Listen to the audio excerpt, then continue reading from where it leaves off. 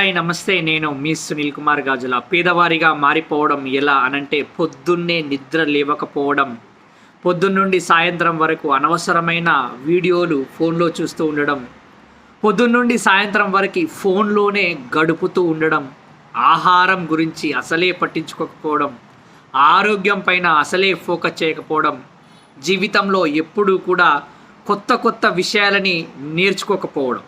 ఇందులో కనీసం ఏదైనా 3 పనులు మీరు చేస్తూ ఉన్నా కానీ మీరు చాలా పెద్దవాళ్ళు అయిపోయినట్టే వాస్తవానికి. అయినా సరే మించిపోయింది ఏమీ లేదు.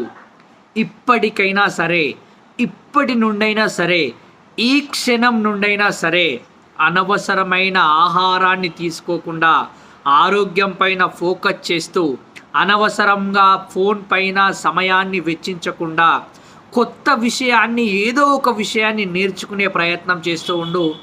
ఆ నేర్చుకునే ప్రయత్నంలో భాగంగా ప్రతిరోజు దాన్ని కంటిన్యూ చేసే ప్రయత్నం చేస్తూ ఉండు.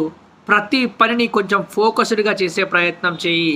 అదేవిధంగా మరీ ముఖ్యంగా నీ ఆరోగ్యం కోసం 24 గంటలలో మినిమం 20 నుండి 24 నిమిషాలు ఎక్సర్సైజ్ చేసే ప్రయత్నం చేయి.